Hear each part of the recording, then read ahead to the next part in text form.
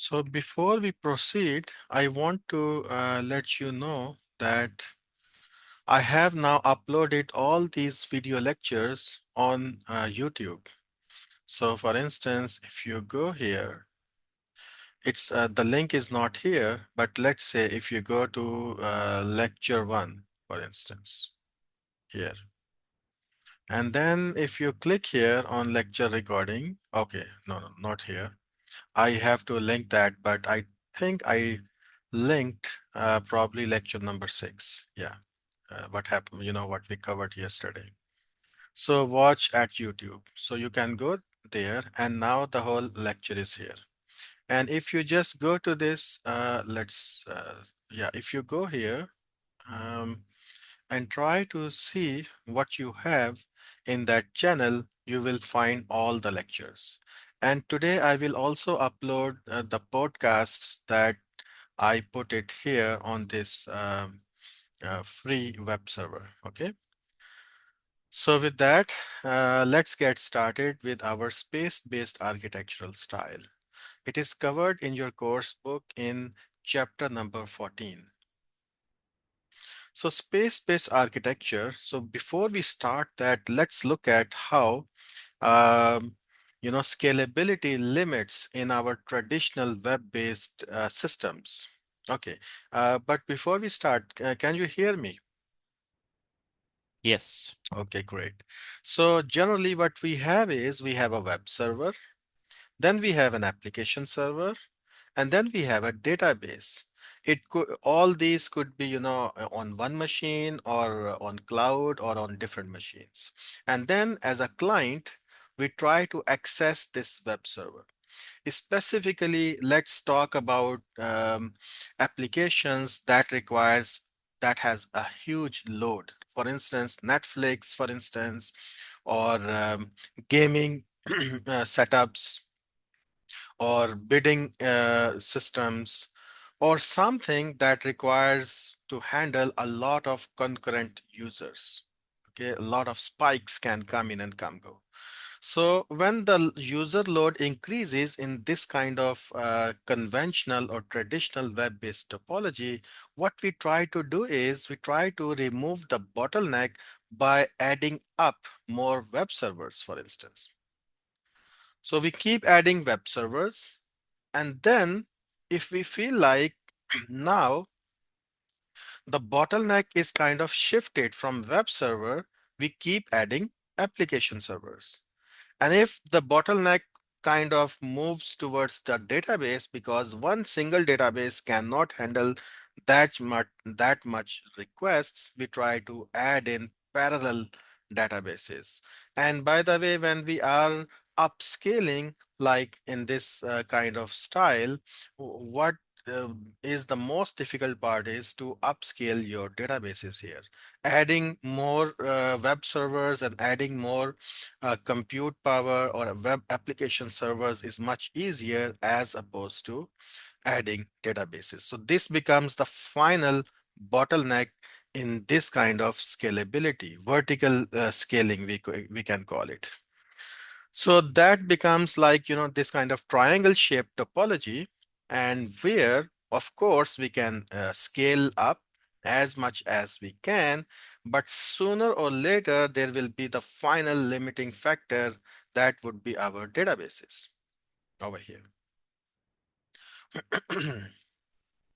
So, uh, despite what we did here, adding caching and scaling solutions, uh, still uh, managing loads in websites like gaming applications or e-commerce applications, or let's say Netflix kind of applications. So it is still highly challenging to maintain your application in this kind of you know uh, way of this kind of triangle shaped topology where you vertically add resources to your application. So what is the solution then? Well, the solution comes from an architecture. We call it space-based architecture. So space-based architecture says that, or we advocate that It's good. You can scale your application like this, but it is not really, uh, mm, um, I mean, you can't really keep scaling up. So there can be some limits after you have achieved some, certain scalability, elasticity, and concurrency. Still there will be bottlenecks.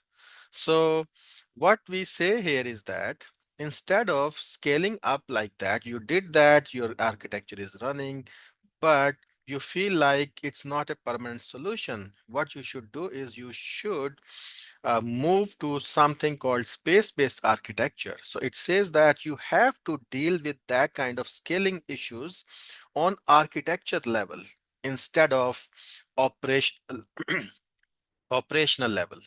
So we need to change the structure of our architecture. Here, what we were doing, we just, tried to handle the problem from operational point of view. Okay. So what this space-based architecture look like then? By the way, first of all, let's deal with or let's talk about what this space-based architecture mean. So space-based architecture, the space words come from tuple spaces. Tuple spaces is an area in abstract mathematics where you can have multiple parallel processes communicating with each other in some kind of shared memory and solving some problem altogether. So the names comes from tuple space.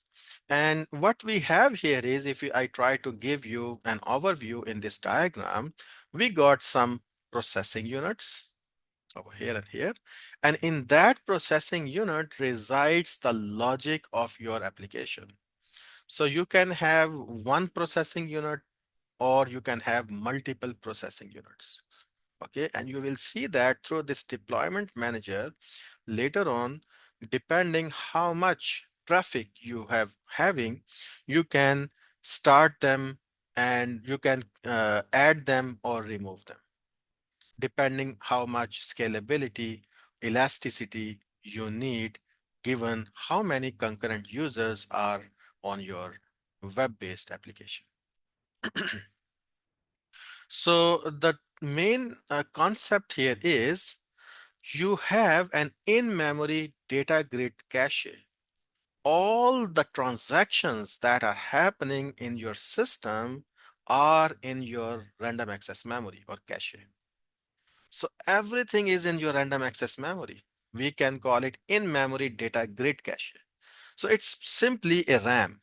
Okay, so you have a huge, lots of RAM in these processing units. I mean, lots of RAM means like you got 3 processing units and all kind of data your application is using is now in that RAM. So what that makes it? It makes it really fast because you are not reading anything from disk. You are not reading anything from a database.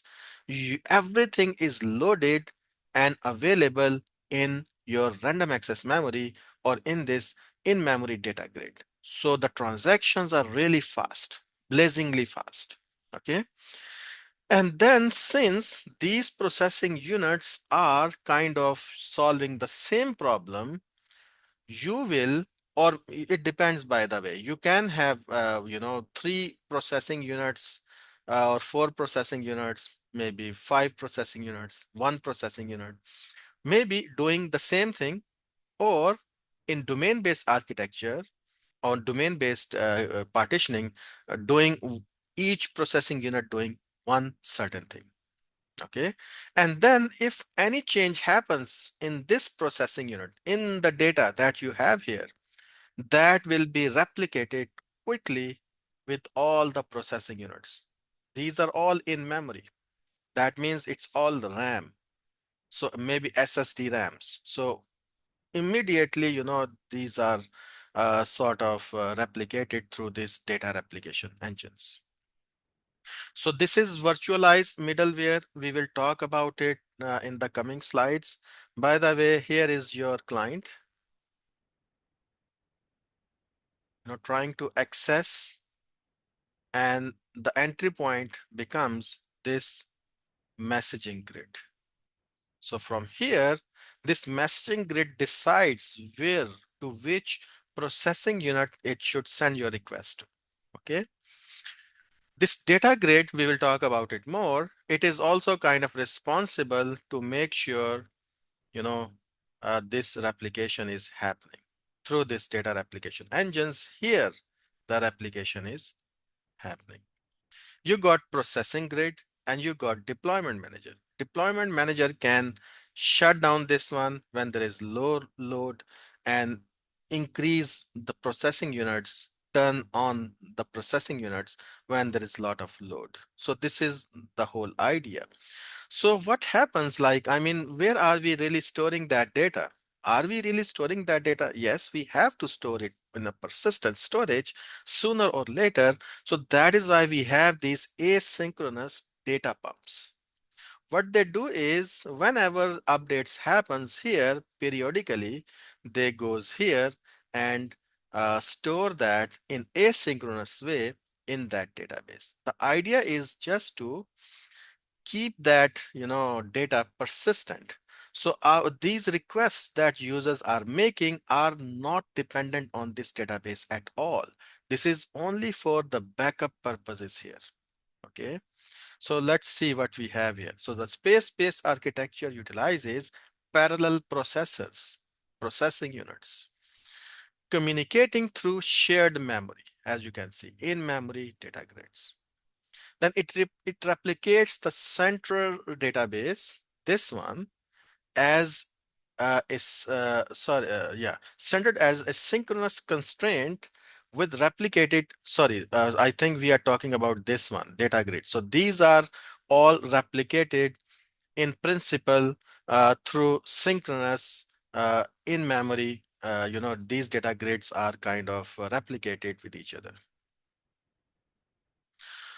So So what it is trying to say is, let's say you just started your application. So this line can be a little bit confusing. So I have to explain that. So let's say you just started your, system for the first time, or maybe after some failure or something. What will happen at that time? Whatever the old state of your system was, it will be first read from here into one of these processing units, and then they will replicate all that, and now the dependency is finished. So now we will not read that data anymore from this database, and then they will keep replicating each other with this data replication engine. So all these in-memory data grid cache has the same data, and eventually with asynchronous calls we write back that data on database for the purposes of backup. Okay, this is the idea.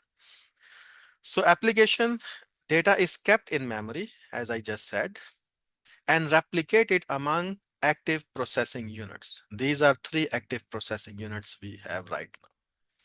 So when a processing unit updates data, let's say um, a request comes through this client to maybe to update customer details. And this message grid decided to send that request to this processing unit. And something is now changed here. Some state is updated in the data grid. So what will happen?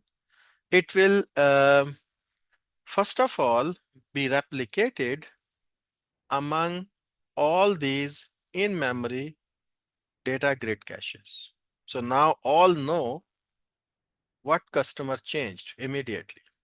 But also, it will be sent back asynchronously through this data pump that we have. This is a persistent queue.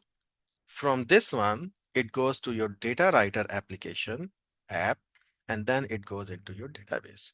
So this is how things will be updated. And we keep everything in synchronization. So then it also supports dynamic startup and shutdown of processing units when you have variable scalability. The load is less, let's shut this down, these two. The load is increasing, let's start up this one. Load keeps increasing, let's start this one also, like that. And then, since as you can see that in this picture above, there is no central database. So since we are not relying on this database, everything is in memory. So the bottleneck is kind of eliminated, giving us near infinite scalability. So it's really blazingly fast because everything is being, fulfilled through this memory data grid. So let's look at this processing unit in more detail. So if the processing unit, it houses the logic of your application right here within these components. So it includes like web components, backend business logic, all that exist or resides within these components that you have here. So the content of your, here in the processing unit can depend on the application size. So if your application is small, you may just deploy one single processing unit like this one. But if your application is big, okay, then you may want to have multiple processing units doing one domain functionality nicely. So like for instance, let's say we have that um, two processing units to handle all the things related to customer. But then you divide it into domains where customer profile is handled by this processing unit and all things about customer wish list is handled by this processing unit. So that is also possible. Depending upon how large or small your application is, how you are designing it, you may have, one processing unit or multiple processing unit doing one thing. So one processing unit doing one thing or multiple processing units doing one domain functionality. So then you have this in-memory grid here. And you also have this data replication engine. So in-memory grid is just really fast random access memory. And this data replication engine allows you to replicate the contents whenever some update happens in any of these in-memory data grids. It is immediately replicated in the other one using this data replication engine. And by the way, this often implemented through tools like Hazelcast, Apache Ignite, or Oracle Coherence. So they provide you this functionality where your data can be replicated in memory in this kind of setting. So then we have this virtualized middleware here. So we talked about the processing unit in detail. All your application logic sits in the components. This in-memory data grid has your all the data, which is through this data replication engine, sync all the time synchronized with each other. And then comes this virtualized middleware, and here is your client. Client talks to this message grid, and message grid decides based on some algorithm. We can have like a round robin algorithm or some more sophisticated algorithms to decide which processing unit this grid should send the request coming from this client. So the virtualized middleware manages infrastructure concerns like data synchronization. We talked about data synchronization here. We will also talk about when we will talk about data grid. And request handling within the architecture where the request should be handled. And then its components can be custom built, or you can have third-party products here doing that for you. So the message grid, the first component within your virtualized middleware. So it takes input requests from clients and it generates, or keeps track of sessions, the state of session for each such request. So upon receiving a request, what it does, it determines the available processing unit, and then it forwards that request to one of such processing unit, which is available now. So its complexity varies, employing algorithms like simple round robin, or maybe more sophisticated algorithm like next available tracking. And usually we have this message grid implemented within your web server using some load balancing capabilities. So for instance, we have some web servers like HA proxy and Nginx that support this kind of load balancing capabilities. You can simply have that web server here, providing you let you decide how it will balance the load between these processing units. And then we have this data grid. We just talked about the synchronization. So this diagram depicts that synchronization happening. Imagine we got some data updated here in this processing unit. Immediately using this data replication engine, it will be replicated among that. So this is where this data grid comes in picture. By the way, this data grid is not used in the modern architectures now within space-based architecture. We don't use that. We just have these data replication engines. But uh, principally, fundamentally, you can have a data grid, okay? And the purpose is the same. So when this synchronization happens, it involves this data grid also. So consider it like an external controller or distributed cache, some kind of functionality that also ensures that replication is happening within all these in-memory grids. So you can have two kind of settings. Like in most modern implementations, you don't have that.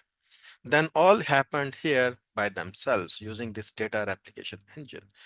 But you can have this data grid, then it will be work like a controller, just controlling how this replication happens, ensuring that.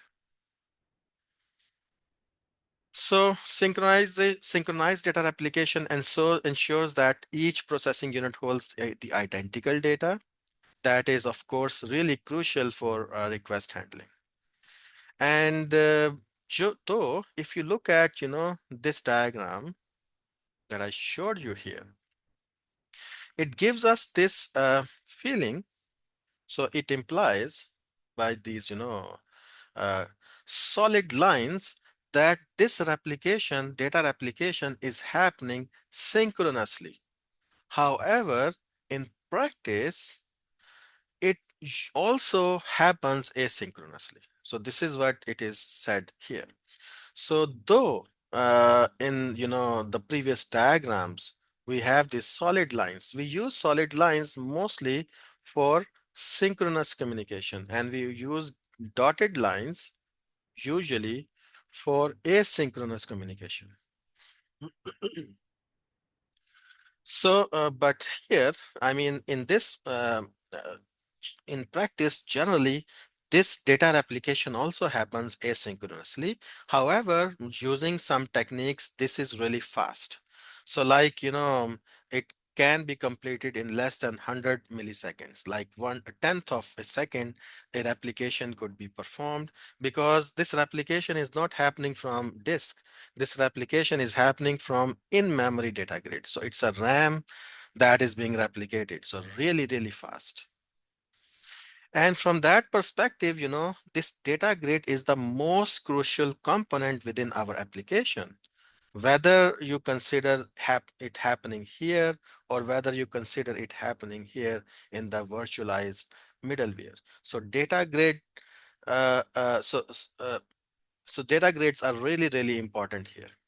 I mean, this in-memory data grid that we have. Of course, uh, I mean, this data grid that ensures that this replication happens. Okay. So then again, we are talking about the data synchronization. So data is synchronized between processing units that contain the same named data grid. Okay, so we may have, let's say, in this, we are assuming uh, all these processing units have your complete application. Okay, in that case, whatever update happens here needs to be replicated here and needs to be replicated here.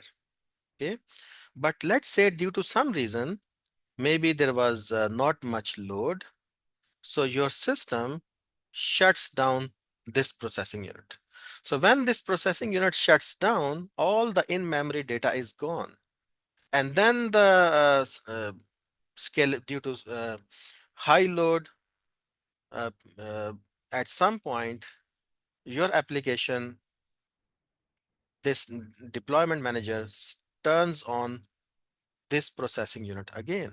So then what will happen again? It will read data from one of in-memory data grids, either from this one or from this one.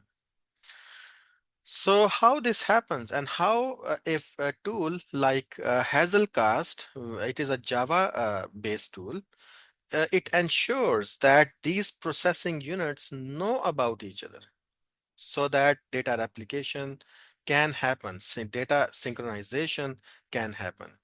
So I will give you an example to demonstrate that these processing units all the time know each other, and whenever a new processing unit is there, they update their information and they keep the data synchronized with all those processing units.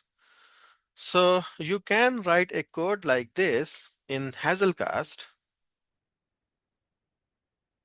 So Hazelcast instance, you just create an instance object, and using this Hazelcast.new Hazelcast instance, you got an instance now.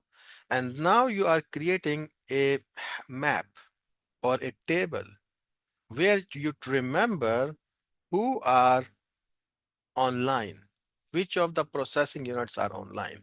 So it says like, it's a map, key value pair. So like let's call it profile cache. And here using this Hazelcast object HZ, you say get replicated map for customer profile. Customer profile is a domain within your application. So this customer profile related data needs to be replicated. So who will be eligible or who is taking care of this data customer profile? Let's assume all the processing units are in charge. Okay, all should need to replicate that. So how we will do that? First of all, so all processing units requiring customer profile information, they will contain this code. So Hazelcast is installed here, here, and here. And within that, you will write that code in whatever processing unit you have that code. That means that processing unit will replicate data about customer profile. Okay. So whatever updates happen in customer profile cache in one unit, maybe here, now it will be replicated in all those processing units that have this code. So each processing unit may have multiple replicated caches. So you can have one cache about customer profile, you can have one cache about customer, wish list, and so on and so forth. So you will have then multiple codes like this added in those processing units. So again, data replication in so here we will keep going, like data replication within the processing units enable uh, instances to start and stop. So since we are replicating data, keeping it in synchronization, if we stop that one, everything is lost. Then we start again because there are more users accessing our service. Then we will start again. And when it starts again, there is nothing in our in-memory cache here.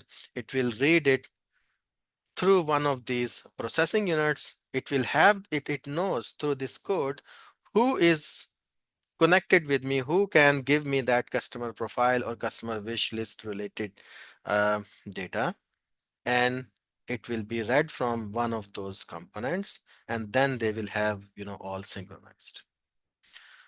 So having, this data replication, data synchronization, we can start and stop processing units on demand. So when a unit instance starts, it connects to the cache provider, Hazelcast, and requests the named cache. So these are the named caches. And then um, the cache is then loaded from any one of the instance once the connection is established.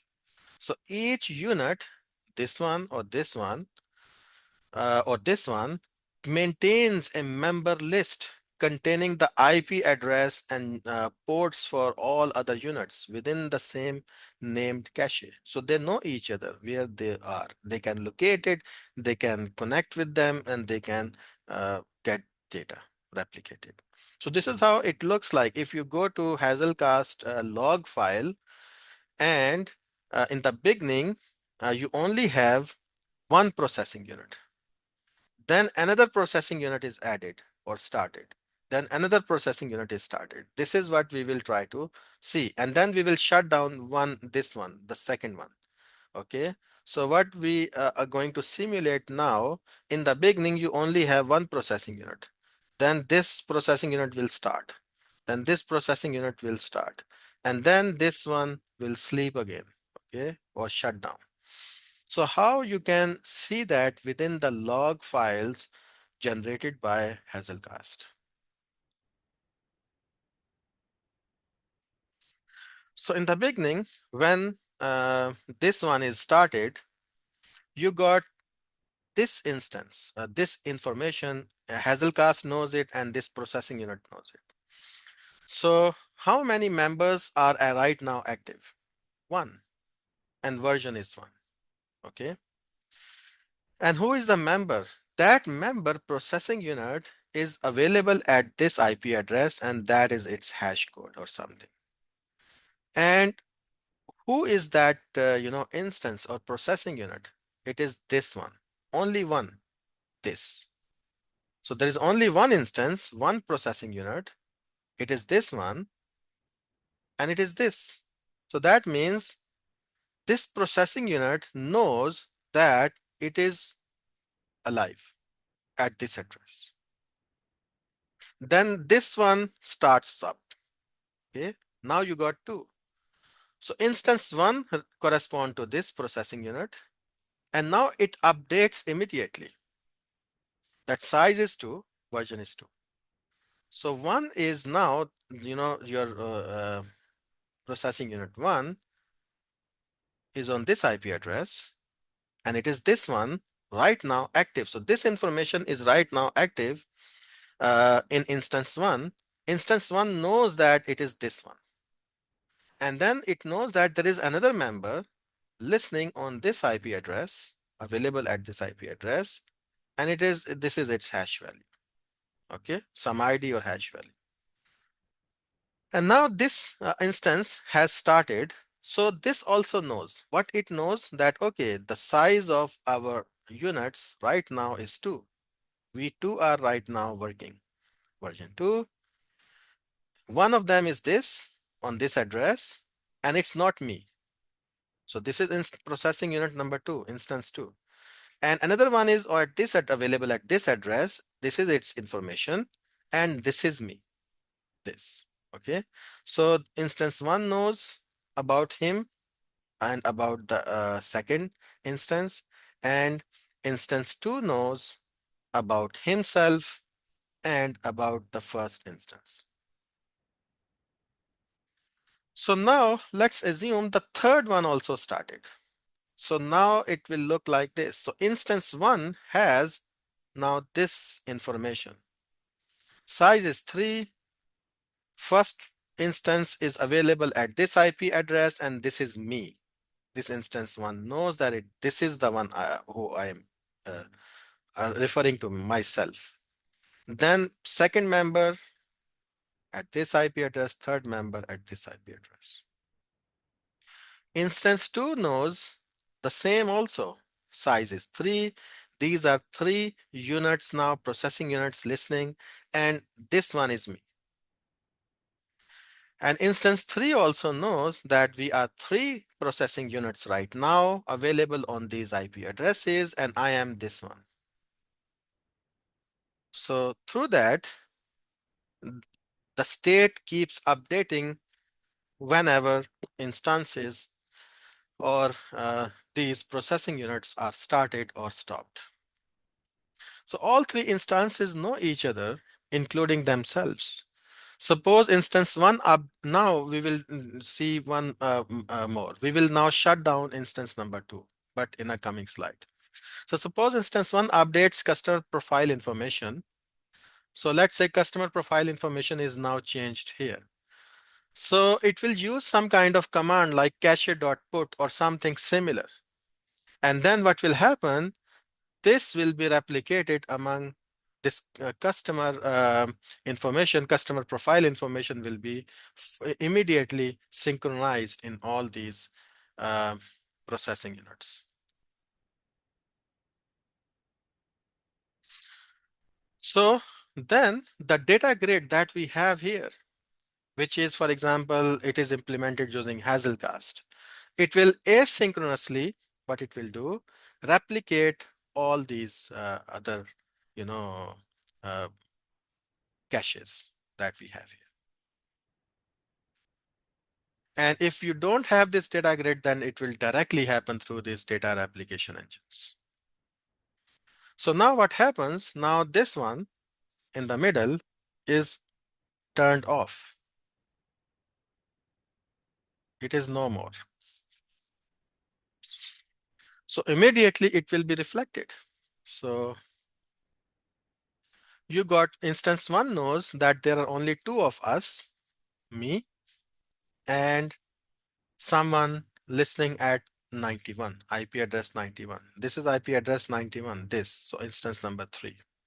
And instance 3 knows that size is 2, version is 4, and we are now 2, and I am this one. And there is another data replication processing unit listening to me, connected to me on this IP address. Now we go, so we covered messaging grid, we covered data grid, and now we will talk about processing grid. So processing grid provides you the facility of mediating or orchestrating. As we saw in our previous class, mediation means deciding where some request should go, or orchestrating also means the same. Someone is standing here instructing what these processing units should do. And when you can use a processing grid in a situation, let's say we have a situation here or a scenario where in order to perform a business process requested by this client, this processing unit must do some computation on the domain that is happening in this one. This one is responsible for that. And secondly, once it is updated, that thing is processed, then the second thing needs to happen over this processing unit, okay, with the logic available here. Like we will see one example, but for instance, let's say it's about insurance.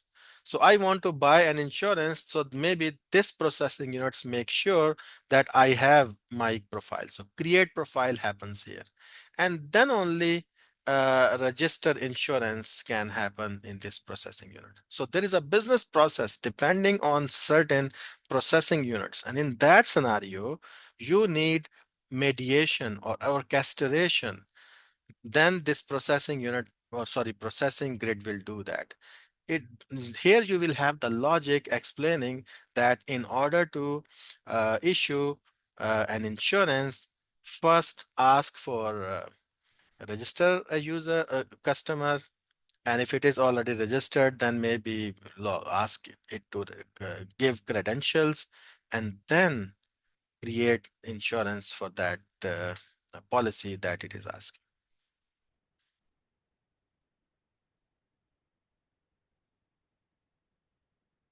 So here, for instance, it is giving this example, like let's say one unit here is about order processing and one unit here is about payment processing. First, payment processing should happen and then order processing should happen. So there is this kind of dependency where this processing grid can help or perform that dependency. Then comes deployment manager here. And as I said before, the deployment manager actually is responsible for the dynamic startup and shutdown of these processing units given the load conditions, how many users you have. So it keeps monitoring the state of these processing units, how overloaded they are, and based on that data, what it does, it starts or shut down these processing units. So, so with this, deployment manager, our application gets variable scalability in elasticity. So now if we put the whole picture and look at it, we discussed about processing unit that has the logic in these components. It has all the data in memory, everything in RAM, making it blazingly fast. And this data is replicated among all the processing units because either all processing units perform the same operations, do the same thing, or they depend on each other. Like this one is about customer profile, this one is about checkout, this one is about another thing. Still, they need, common data. So this in-memory data grid has replicated same synchronized data, same data about your application in all three. Happening through this data replication engine, data grid can also be involved in, but in most modern examples of this, we only have replication engines, but not data grid. Okay, we talked about these are one also, but we have not yet much talked about these data pumps. This is what we will talk about in the coming slides. So here in asynchronously, we keep writing using these persistent queues, our data using these data writers in the database. And due to some unforeseeable reason, if everything is shut down, if everything is shut down, so all the data was in memory, it is lost. Then we will use this data reader to read it back when, let's say, the first processing unit starts. So it will get the latest snapshot or whatever that is from this commit state from this database.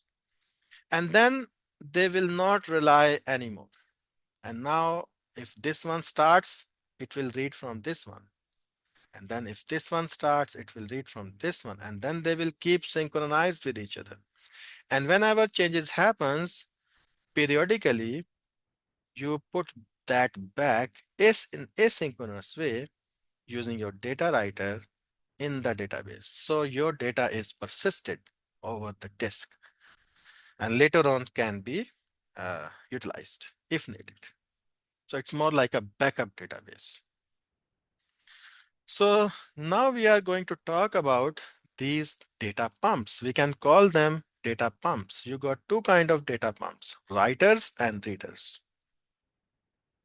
So data pump is a way of sending data to another processor for database updates. As you can see, some change happened here immediately or periodically. You made an asynchronous call and you put it as a change to be reflected in the database in the queue. When it's done, it goes here in the data writer. Data writer writes that in this database that update happened here.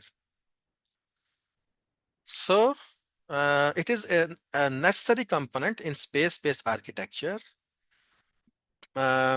but your processing units do not directly interact with the database. Okay.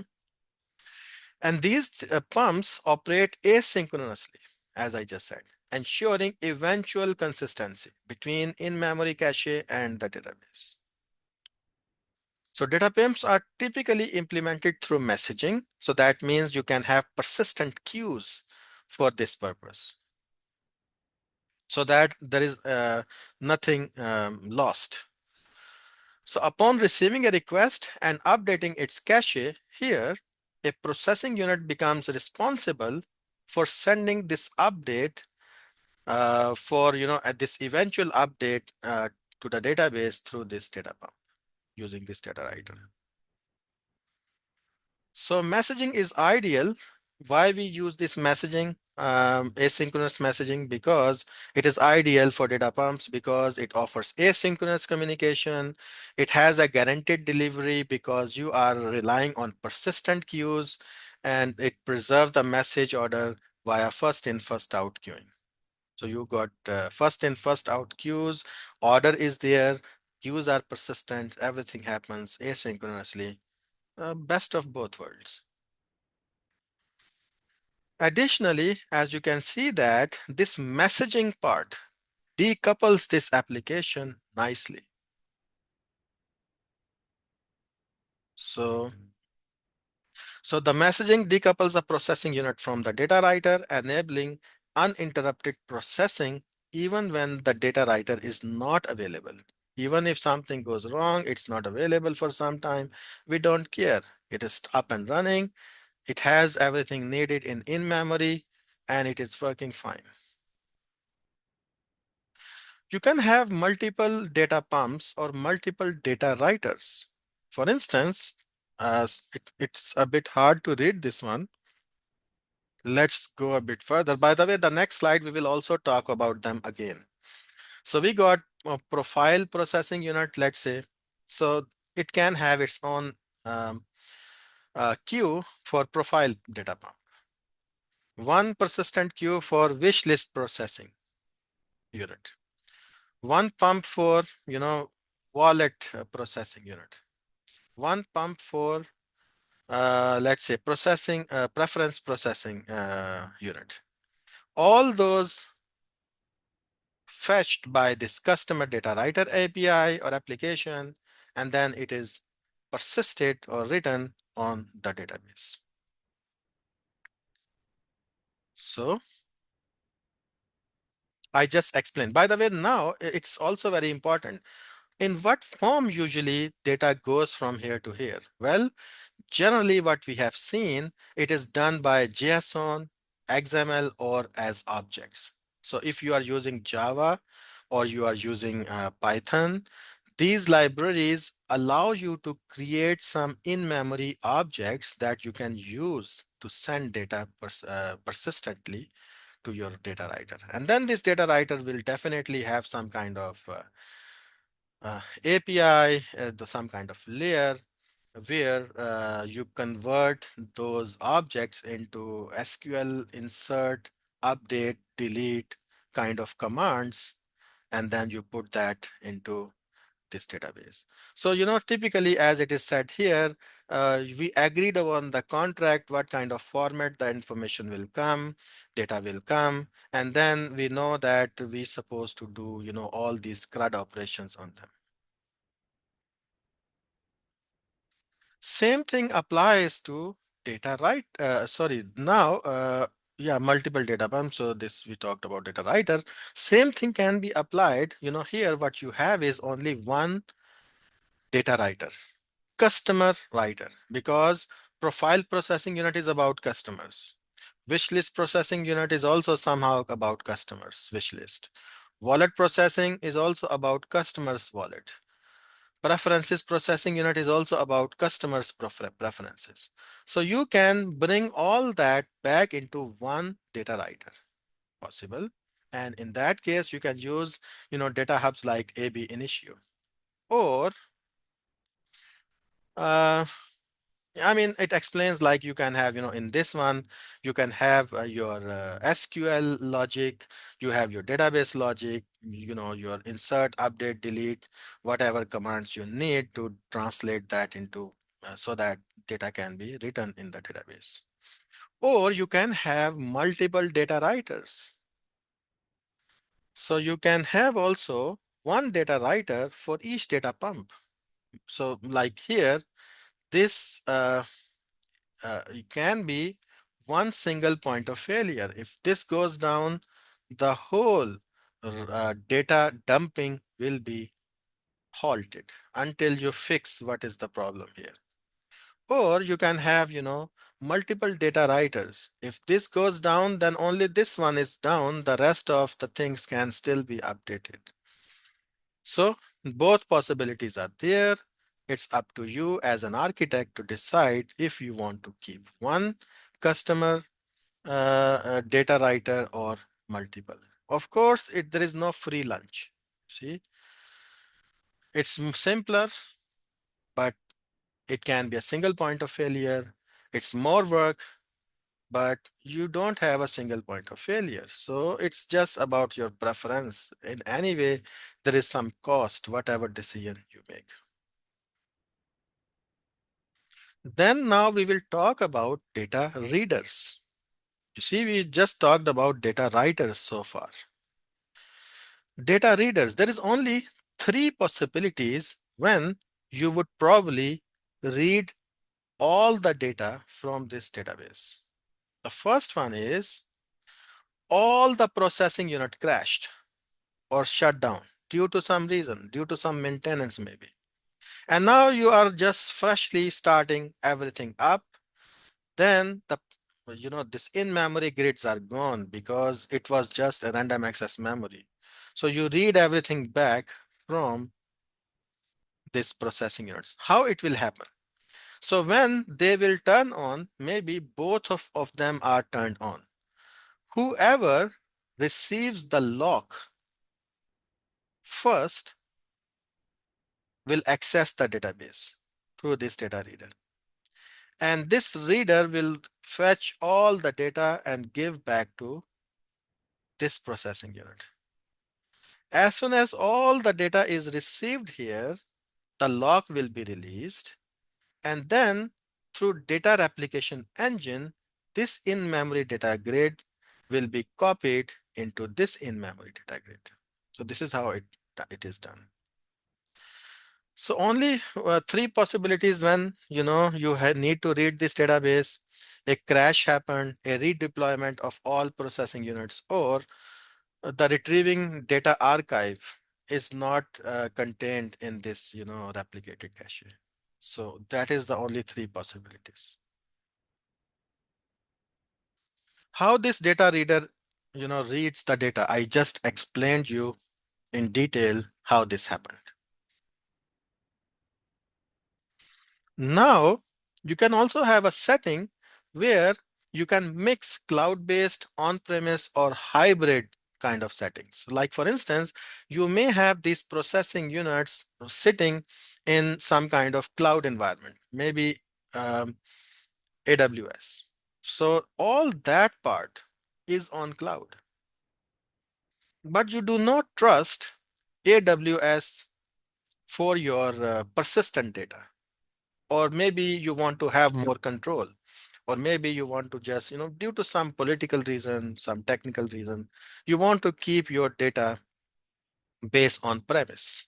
So then you can have that part on your premise connected these, now in that case, this data reader and data writer is maybe connected with these pumps that which are actually, allows you to make these persistent writes and reads on this database whenever it is needed. So then it will be cloud-based data synchronization via these data pumps that you have here. The rest of the application is up and running in cloud. So with that, some portions, as you can see, is in cloud. This portion is on campus or on premise, and then you end up with a hybrid setting. So let's look at some implementation examples. When you need this kind of, architecture, this space-based architecture, whenever there is a high spikes, like 10,000s of concurrent users all trying to watch a football match at the same time, all trying to bid at the same time, thousands of people, accessing your website. In that kind of scenarios, space-based architecture will be the excellent choice. Like online concert ticketing system, online auction systems, because it will give you high performance, high scalability, and high levels of elasticity. So now if we talk about the architectural characteristics, so it both supports, the domain partitioning and technical partitioning. We have talked about it. And then the number of quanta can be one to many. And then its five stars are elasticity, performance, and scalability. So elasticity, performance, and scalability is something where this architecture really shines because it is leveraging in-memory data caching and it eliminates reading from disk or database, making it much faster. Consequently, then since you are supporting elasticity, scalability and performance, you can support millions of concurrent users within your application at any point in time. What is the trade-off? Well, the trade-off is really, clear. It's simplicity and testability. It's not a simple system, as you can see. And also it is not a cheaper system. It's a very expensive system. Okay, simplicity, one star makes sense. Uh, Cheaper, it's not a cheap, one star makes sense. But why testability is given one star? So we will talk about that over here. So testability or testing, we gave it one star because of the complexity of the architecture in nature. So since it provides high scalability and elasticity, testing, if really your system is scalable and elastic for hundreds of thousands of users requires a lot of difficult testing scenarios.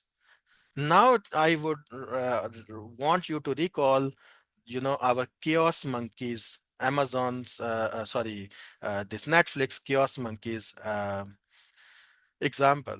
So it is a complete, DevOps operation that ensures that your system can handle hundreds and thousands of concurrent users. So for that for that kind of testing, the testing is itself going to be really expensive. So that is why testing is given one star. Cost is, another consideration. You need to have, licensing fee, resource utilization on cloud or on premise. So cost is definitely will be much higher. So that was our space-based architecture. And nicely done. It's 11 now. So let's take a break for 15 minutes and then we will start our second session of today's lecture. So we will come back, but before I'll just stop the recording.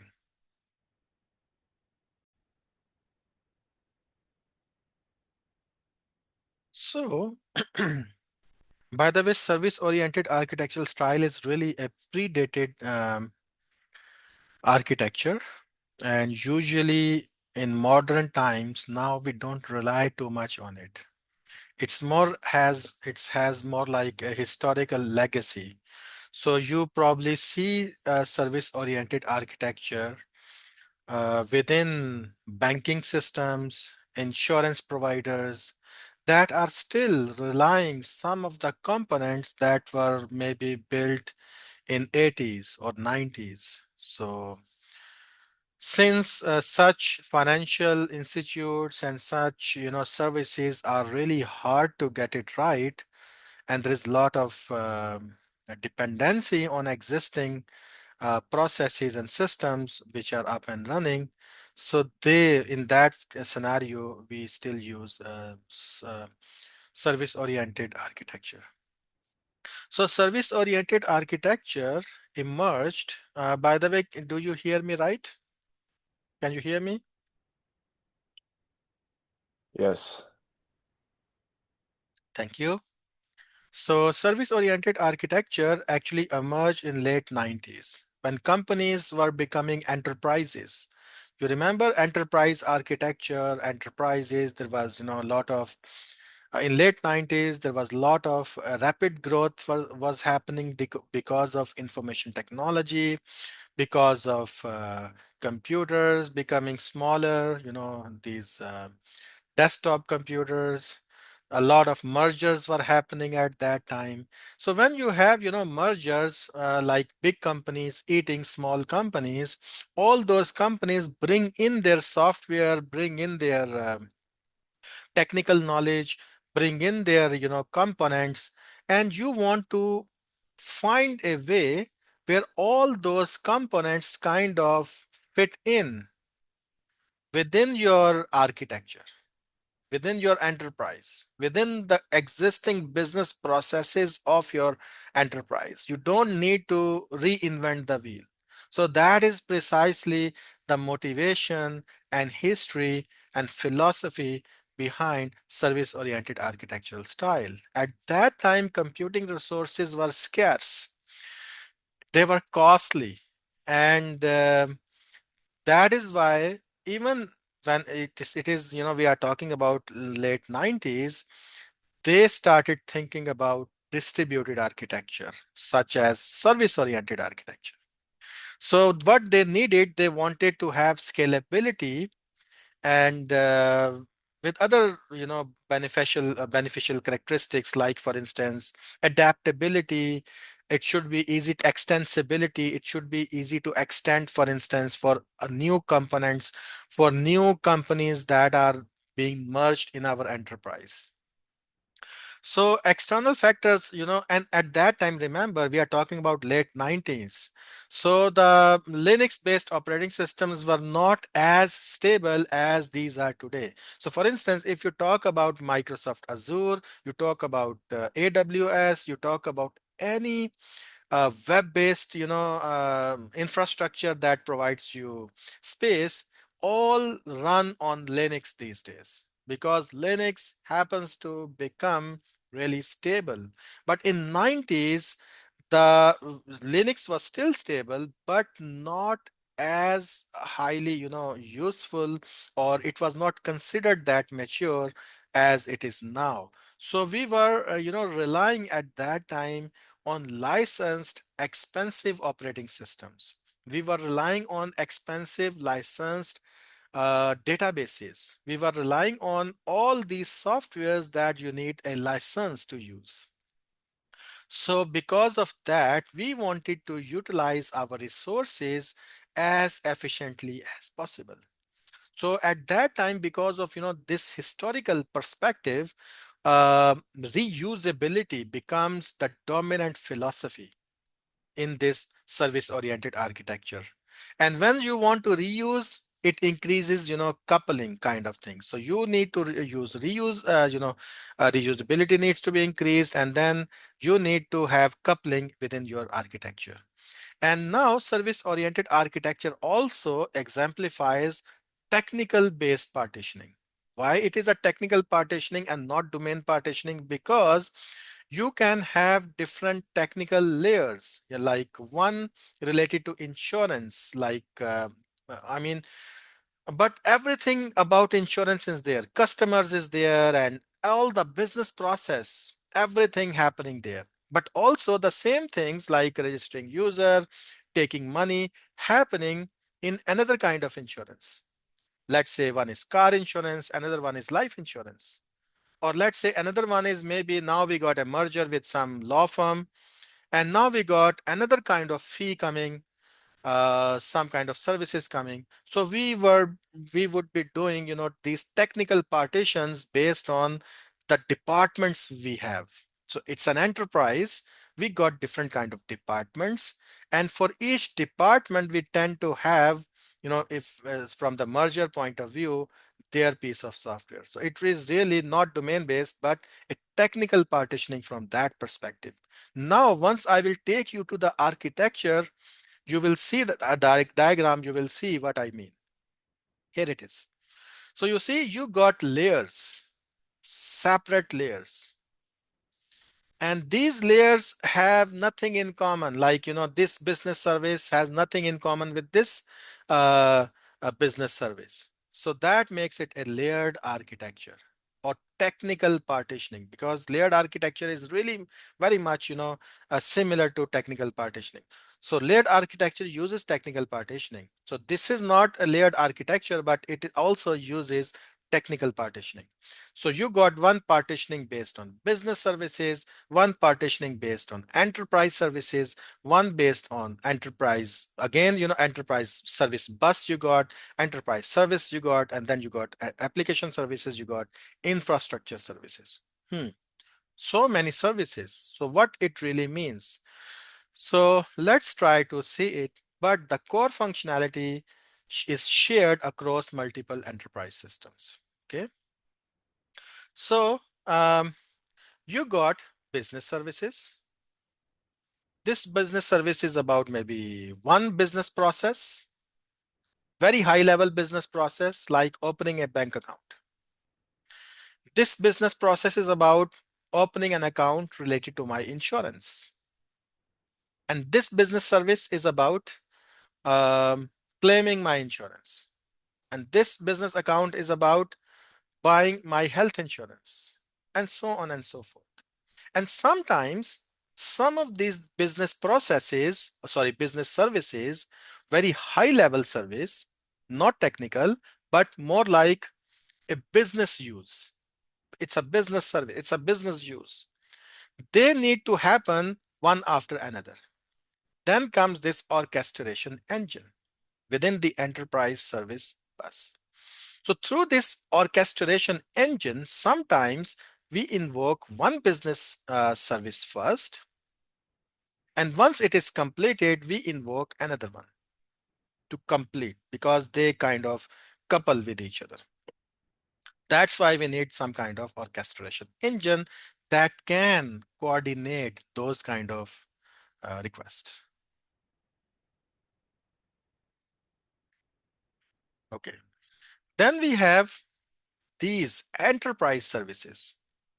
We will talk about that in detail in the coming slides, but right now I'm just trying to give you a high level view. So this business service is more like really a business thing. And then enterprise service is really a technical manifestation of doing that thing. So in business service, you define, okay, someone needs to fill in that form, so inputs, and then we will do this, this, this, and then the output will be in that structure or that format. So this is the business service from the technical perspective will look like. But how those things will really happen, this business service can be maybe achieved through this enterprise service and this enterprise service. So enterprise service is more technical, but something big. And they can also rely on each other sometimes. So because of that, you need an integration hub that integrates these enterprise services together. And just to demonstrate what I mean, here in this diagram, they are trying to show you that these two enterprise services need to talk or work together in order to achieve something. And it happens through this integration hub. Integration hub integrates these enterprise services. And then comes application services. So these enterprise services you build by your own technical teams. Okay. But then sometimes you just have a very small team, maybe doing one additional feature of a very niche business service that require here. So this business service requires something maybe involving these two enterprise services. And within that enterprise service, you really need one small technical component, and that could be your application service. It is a kind of service that you don't want to really maintain. It is just needed for that certain thing. You have that add-on, maybe third-party thing, maybe you build in-house, maybe your some small team develop that quickly. So that could be the application services. And then sometimes you need some infrastructure services. You need to talk to your infrastructure using some piece of software. That could be these infrastructure services. Okay, so enterprise service can depend on some additional third party or in-house small components or plugins. You can call them application services, or it needs to really access some infrastructure through this infrastructure services in order to have that enterprise service, which will be in return used as a whole holistically within that business service. This is the whole picture. Okay. So by the way, in this, where is client, by the way? Client would be somewhere here talking to one of the business services through some mechanism. We can have, multiple UIs also, maybe one for this business service, one for this one, and so on. Okay. So now I'm going to explain more in more detail what I just said. It is too fast. So let's break it down slowly, step by step.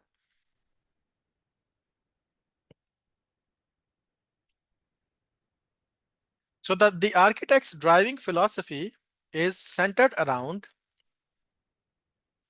enterprise level reuse. What can you reuse? Everything is done, everything is performed from this thing in mind, with this philosophy in mind. So aim to solve the problem of rewriting software repeatedly in large companies. So that was the aim. Aim is really good. Why not we try to, write such piece of software that could be reused among many different components and business processes. Very noble kind of thing to think about. But we will see that, after in the coming slides, these noble intentions doesn't translate really well when we look at the architectural characteristics. So for many things. So this is the business service I was talking about. So it sits on top of this architecture and provides the entry point, as I said.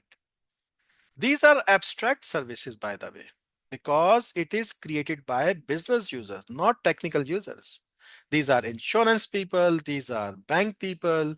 So those kind of people, they thought about their business processes, like what should be form, what kind of form will take input, what processes will happen, how it will look like. So in terms, when you talk to them, get these requirements, what you translate it into is some kind of descriptions, like what kind of inputs and outputs are expected. And those would be generally manifested through, XML or WSDL or JSON. As this XML structure, it is also used among many other things, like, you can represent data, but also you can represent logic. You can represent business process requirements within XML. I will give you an example, like Android, all Android UI user interfaces in backend, it's all XML, right? You can drag drop, XML is written. You can directly go and write XML, and that will be reflected in your UI. So the concept is, XML or any kind of thing, artifact can be represented uh, through code or through some structure, XML, WSDL, JSON. So this is precisely what we do here in this business services. It does not contain code. Code means it doesn't contain Java, C++, etc. Though you can, but generally we rely on more general descriptive languages like XML, WSDL, JSON, and so on. So now they represent, domain behaviors like executing a trade, placing an order, registering a customer, and stuff like that.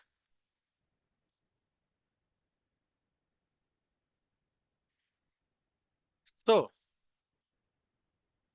then comes this enterprise services right here. So By the way, as I said, we did not talk about enterprise service bus yet. We will talk about it afterwards. But this bus connects business services to enterprise services. And this orchestration engine connects all these business services together, whatever need to be connected. And these enterprise services sometimes need to, work together, and it is done through this integration hub. So the business services are actually implemented through these enterprise services. So here the business service was really a coarse grained, but this enterprise service is a fine grained shared implementation for particular business domain, like create customer. So let's say you need to execute a trade, and or let's say place order. So for that, you need to register customer, or sorry, login customer, calculate code, check compliance, and you need these kind of processes, technical processes, in order to have this big, overall business service to be provided. And you provide that through these enterprise services. Like now you got a piece of component, enterprise service, create customer, calculate quotation, check compliance, etc., etc. So these building blocks for coarse-grained business services. So the business services are really coarse-grained, saying that, okay, execute a trade, or give an insurance, or claim an insurance, something like that. Really coarse-grained, really high level. And then you have really small components, exact business processes implemented through code, doing those things in some, order. So, so these building blocks for coarse-grained business services are tied together via this orchestration engine. Orchestration engine. So this one from business service, it comes here, and then it goes to enterprise service through integration hub. So now we are talking about this enterprise service bus. Yeah, this one. So it coordinates business services implementations. So it's an orchestration engine and integration hub. So as you can see, the purpose of this bus is service bus. It's a service. What it does, it coordinates between, connects this business service with some of these enterprise services. Uh, so a business process here is implemented through some enterprise services within the system.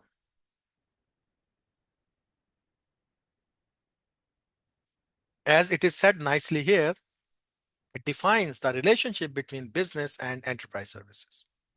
So the architecture typically tied to a single relational database or view, by the way. And the transactional behavior is handled declaratively through this orchestration engine rather than the database. So this orchestration engine actually connects these business services and send the request to the databases, relational databases. And then you have this integration hub. What it does, communicates among enterprise services that would be needed to fulfill a particular business service request. And from that perspective, it glues everything together. So we can say that this enterprise service bus is really the heart of this distributed architecture. Now we have these application services. So application services are really low level, you know, services. So like here it says application service may rely on some enterprise service may rely on some application services. These are single implementation services addressing one-off needs. Just one-time need you have. You build a library, you build an API, you do that work, and this is only for a very specific niche thing. Here is some example, like one application requires geolocation functionality. You just quickly implement that. Your small team did that, or you just buy some third party, or maybe you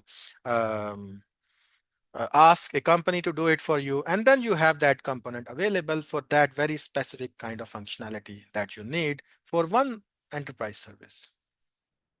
So here the idea is your organization is unwilling to invest more time and effort in making it a reusable application. So what you do is you just doing that one thing for that certain purpose, and there is no reusability. It will only do that thing. So application service made and managed by a single application team addresses immediate needs without the overhead of creating a reusable service. So it's just one-off thing you need, you do it, and that's it. And it's there to do that certain small functionality.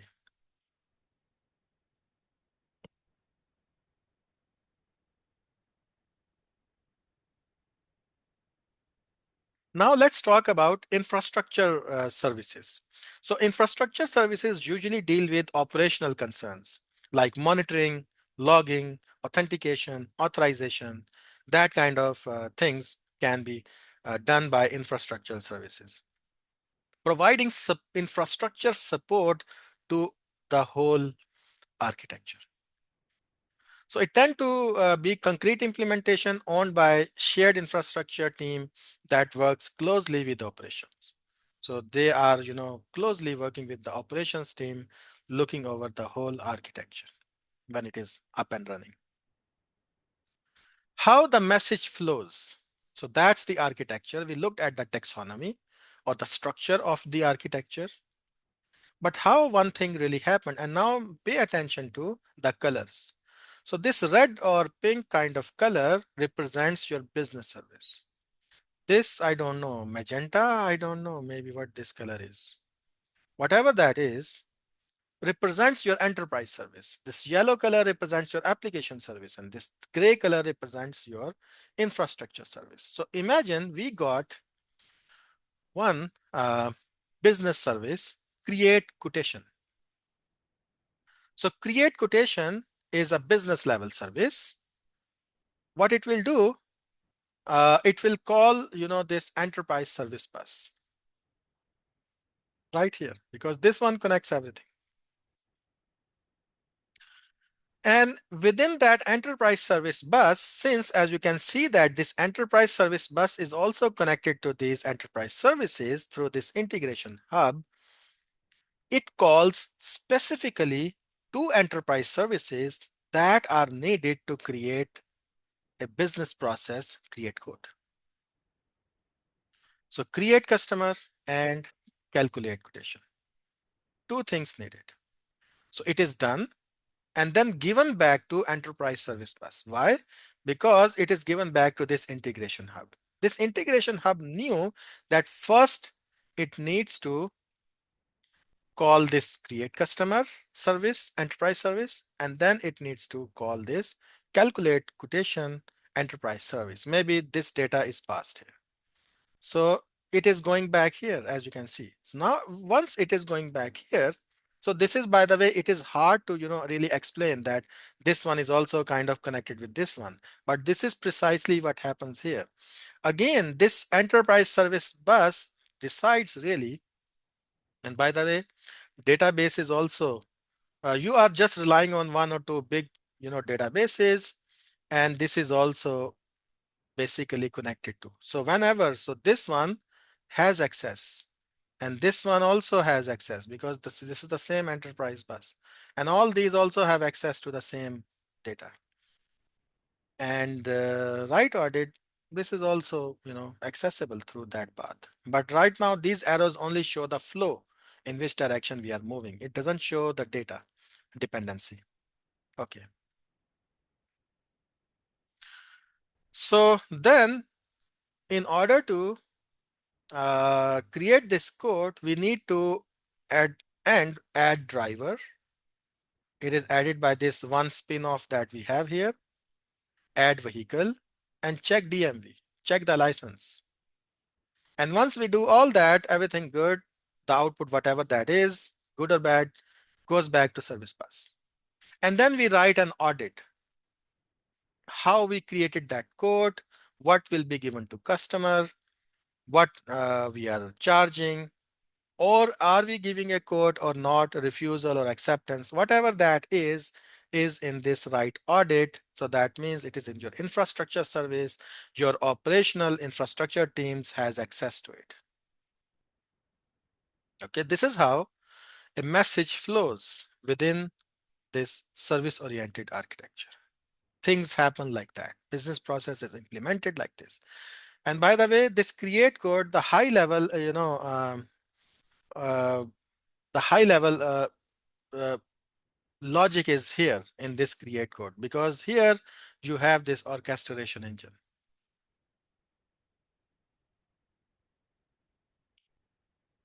Okay, now I will try to give you an example how, for instance, you got an enterprise. You have one department about auto and homeowners. You got one life insurance division. You got disability insurance division. You got commercial insurance division. You got casualty insurance division. You got travel insurance division. And what you want to do is you want to apply service-oriented architecture principle on it, and that is reusability. So here you got a customer, here you got a customer, here you got a customer. All these have customers separately implemented. So what you want to do is, there can be some other common things also, but service-oriented architecture says that you must aggressively find the reusable opportunities and isolate those things into separate components. Like here, you will build up all the customer thing, from take away all the customer related things from these different departments and put it into this main one component, customer, and all of them are now relying to it. Intention is pretty good, but you can see the problem, too much dependency, right? So the common notion of customer is that the proper strategy for service-oriented architecture would be to isolate all customer behavior into a single reusable service customer. Intention is good, but it doesn't turn out to be good.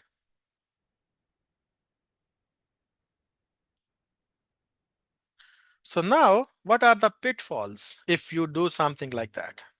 So it emphasizes a lot on reuse, but this noble intention increases coupling between components. So now if you change something in customer, 1, 2, 3, 4, 5, 6 places you have where you have to reflect that ripple effect. Everything is now disturbed. You have to go in every place in all those components and fix those. Every new patch about customer will be needed, an upgrade in all the application. So changes in one service cause ripple effects across the architecture. And this in service-oriented architecture, right, because of that, you struggle making incremental changes. So impractical technical partitioning you have. You see, it's impractical, like the business services, enterprise services, that. So the technical partitioning led to impractical architecture.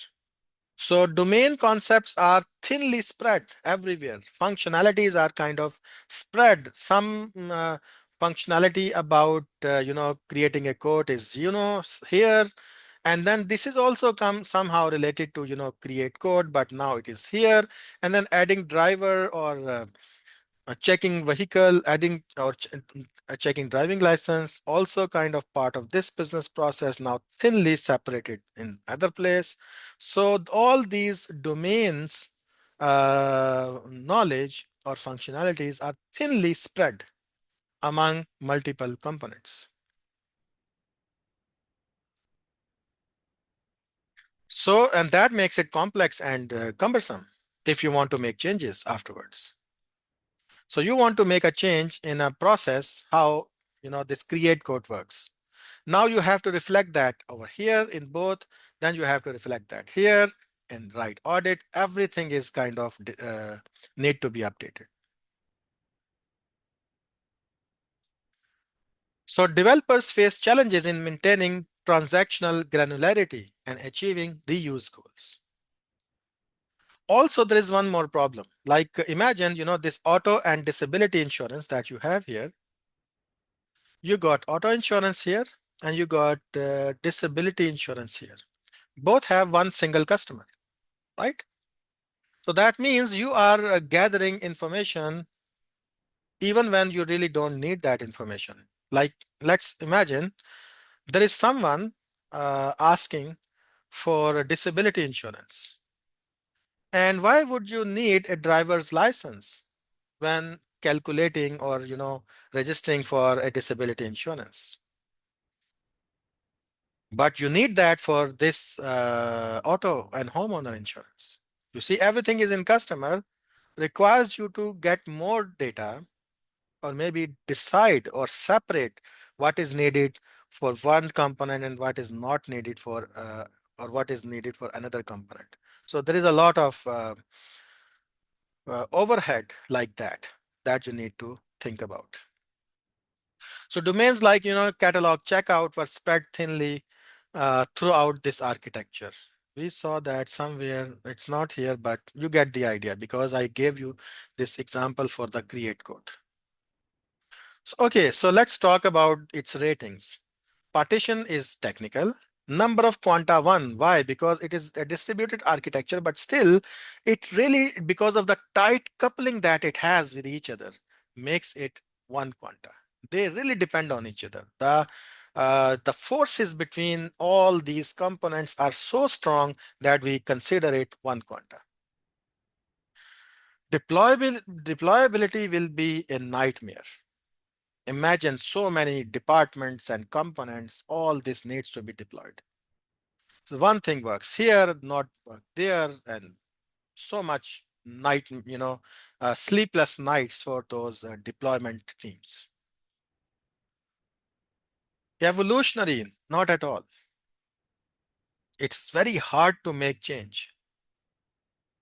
So evolutionary is kind of connected to agility, which it doesn't have.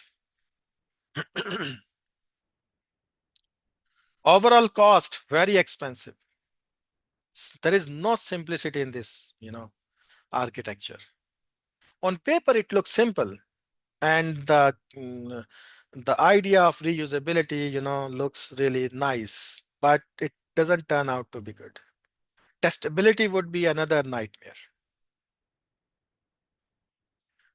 But if you look at, scalability, fault like 3 stars for scalability, sorry, elasticity, 3 stars for fault tolerance, 3 stars for modularity, and 4 stars for scalability.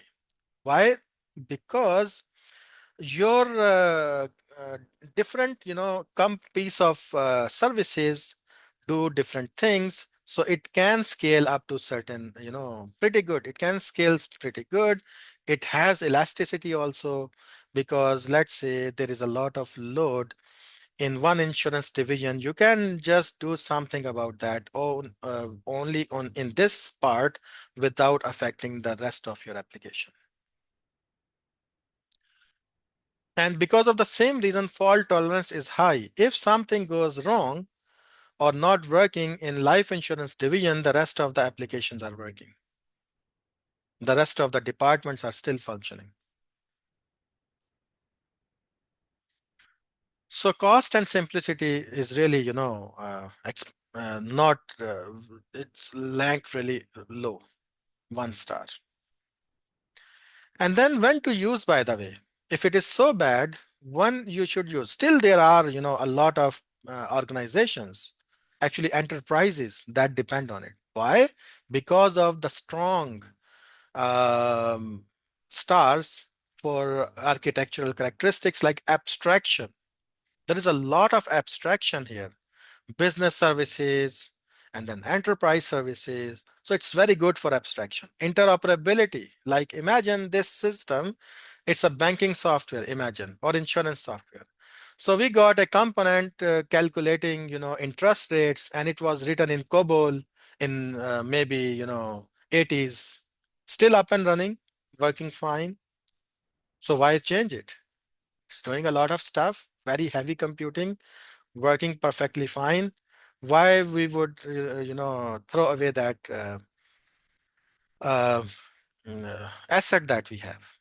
Integration, different kind of applications. One was developed in 90s, another one in 2000, another one 2010, another one now to 2020, all connected together, working together. Workflows are really fine-grained, high-level workflows exist. So these are some kind of, things when you need to use it in enterprise settings where you got heterogeneous applications, different applications. So insurance companies, banks, large retail store chains still today depend on service-oriented architecture.